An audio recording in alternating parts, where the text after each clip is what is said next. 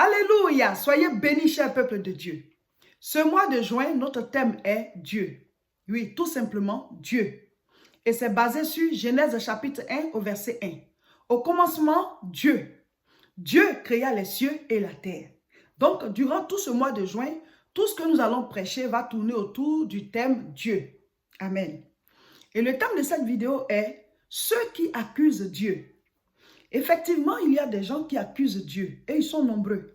Pour eux, Dieu est coupable de tout ce qui leur arrive, voilà, tout ce qui est mauvais qui arrive dans leur vie, c'est Dieu qui est coupable, c'est Dieu qui est à la base. Quel que soit ce qui leur arrive, oh, qu'est-ce que j'ai fait à Dieu? Qu'est-ce que j'ai encore fait à Dieu? Pourquoi Dieu m'en veut? Pourquoi Dieu s'acharne contre moi? Pourquoi Dieu laisse telle chose m'arriver? Oh Dieu, tout ça c'est Dieu. Dieu est coupable. Ils accusent Dieu.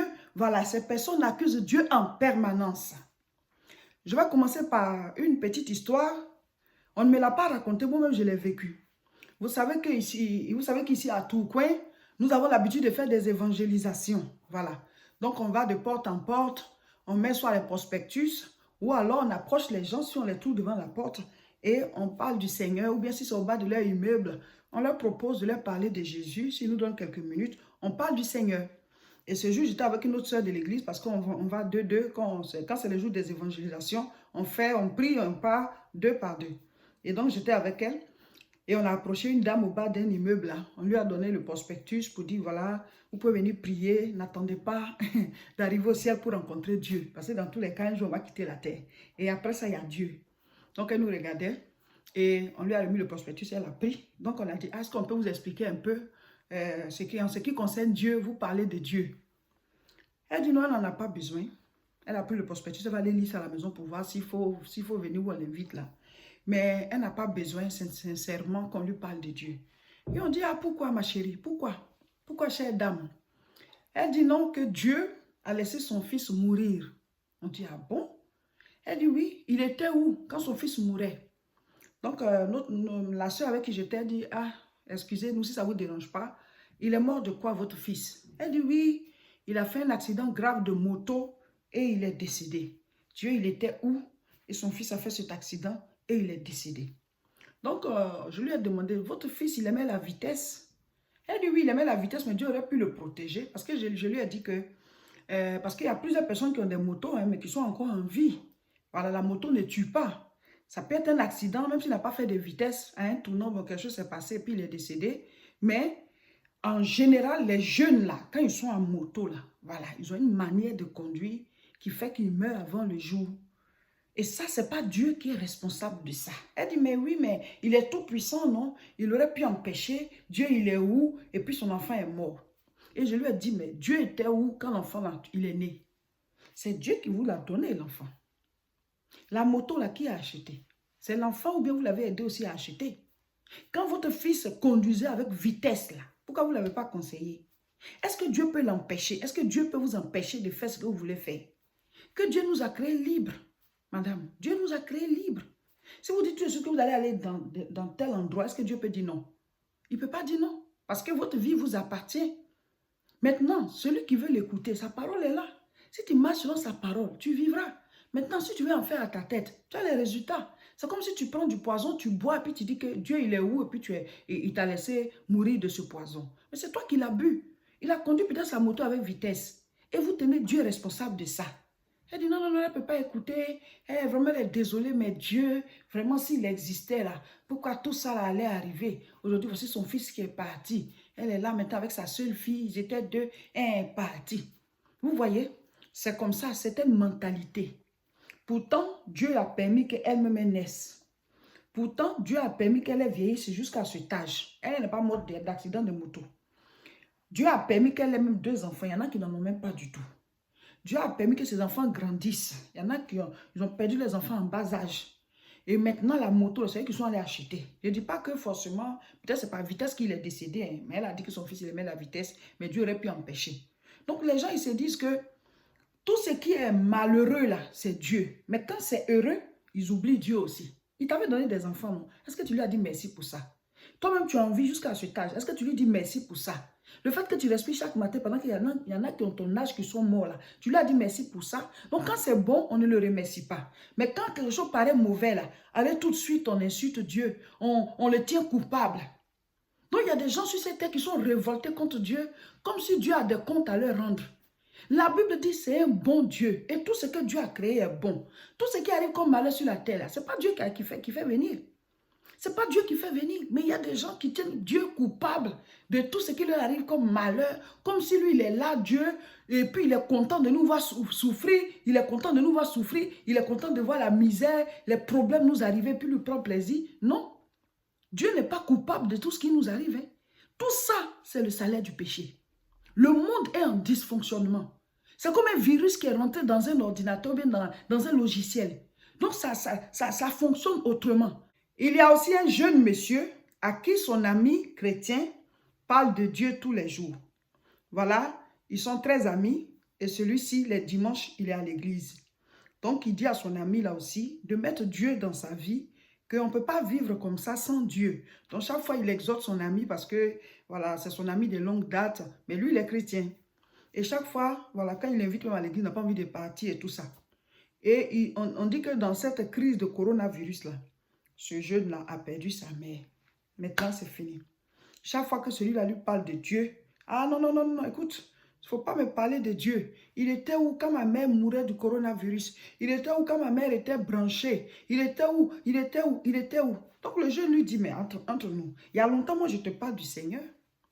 Tu ne l'as pas accepté. Maintenant que ta mère est décédée, là, tu le tiens coupable de ça. Mais au moment où ta maman vivait là, et que tu devais lui dire merci, tu as dit merci. Tu as dit merci. Que la vie, là, nous tous, on va partir un jour. Hein? La mort n'est pas une fatalité devant Dieu. Mais toi qui as encore envie qu'il respire, là, il faut que tu lui donnes ta vie. C'est de ça qu'il est question. Il dit non, non, non, lui ne peut pas accepter. Dieu était où, puis sa mère est morte. Donc lui, il tient Dieu coupable, responsable de ça. Si vraiment il existait, là, il allait empêcher que sa mère meure. Et son ami, là, lui dit, mais depuis que tu es né, tu es sur cette terre-là. Regarde, tu es en bonne santé. Aujourd'hui, là, tu travailles. Tu as pu aller à l'école. Tous tes membres, là, voilà, tous tes organes fonctionnent. Il y en a qui ne voient pas clair. Il y en a qui sont muets. Il y en a qui sont sourds. Il y en a qui sont même estropiés. Ils n'arrivent même pas à se déplacer. Il y en a qui sont malades mentales. Voilà, leur maladie, là, ça dit, c'est le côté mental. Ils ne se retrouvent pas. Ils sont dans un autre monde. Toi, tu es bien. Tu n'as pas dit merci à Dieu pour ça. Aujourd'hui, parce que ta mère est décédée, Dieu est coupable. Donc, quand c'est bon, on ne remercie pas Dieu. Mais quand c'est mauvais, c'est lui le coupable. C'est ça. C'est dommage, parce que dans tous les cas, Dieu, il est le commencement, il est la fin.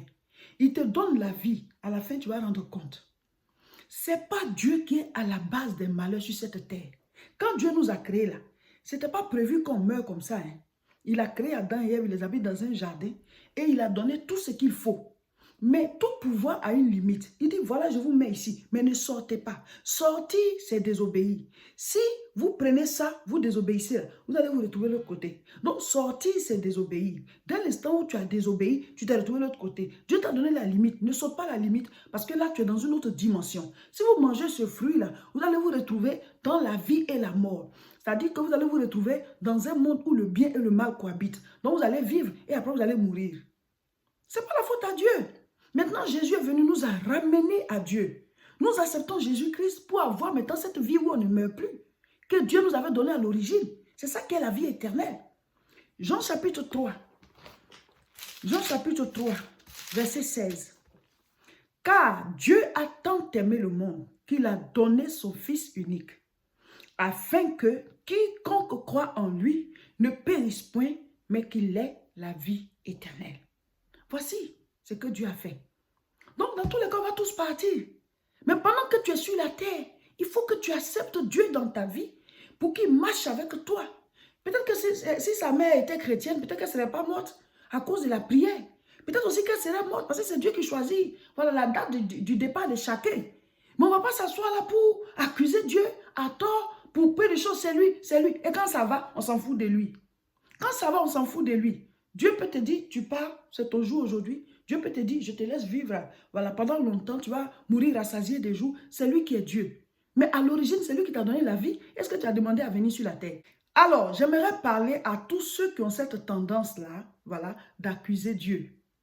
Pour vous, tout ce qui arrive, tout ce qui n'est pas bon, c'est Dieu qui serait à l'origine. Il faut changer votre manière de penser. La Bible dit d'être transformé par le renouvellement de l'intelligence. Vous devez changer voilà, le mode de fonctionnement de vos pensées par rapport à Dieu. Nous allons lire Matthieu chapitre 6, à partir du verset 9. Voici donc comment vous devez prier. Notre Père qui est aux cieux, que ton nom soit sanctifié, que ton règne vienne, que ta volonté soit faite sur la terre comme au ciel. Je répète la dernière phrase. Que ta volonté soit faite sur la terre comme au ciel. Ce qui se passe sur la terre, ce n'est pas la volonté de Dieu. C'est pour cela que Jésus-Christ nous a dit de faire cette prière. Que ta volonté se fasse sur la terre, comme elle est faite au ciel. Au ciel, c'est la volonté parfaite de Dieu. Mais sur la terre, nous avons péché. Donc, la race humaine est sortie de la voie de Dieu. Nous sommes dans une autre dimension. La dimension où le bien et le mal cohabitent. La dimension où il y a la mort. Maintenant, quand tu acceptes Jésus-Christ, tu retournes de l'autre côté. Tu es maintenant né dans le monde de Dieu, où Dieu nous avait créé à l'origine. Tu retournes à ce monde. Amen. Mais ce corps-là, il a déjà le péché en lui. Donc, quand tu meurs, c'est ce corps-là qui te quitte. Mais la vie à l'intérieur de toi a été régénérée. Et il y a un nouveau corps que nous allons revêtir à l'avènement du Seigneur quand la trompette va sonner. Et c'est avec ce corps-là qu'on va vivre de manière éternelle. On sera comme des anges, mais on ne sera pas des anges parce qu'on est supérieur aux anges. Nous, on est les enfants de Dieu. Nous sommes l'image et la ressemblance de Dieu. Les anges sont des serviteurs de Dieu. Et nous allons vivre éternellement avec ce corps-là qui ne peut pas pourrir parce que c'est un corps qui est glorifié. Un corps glorieux, celui que le Seigneur Jésus-Christ a reçu à sa résurrection. Il est les prémices de Dieu en toutes choses concernant nous, concernant la nouvelle Jérusalem, la nouvelle terre qui va descendre auprès de Dieu.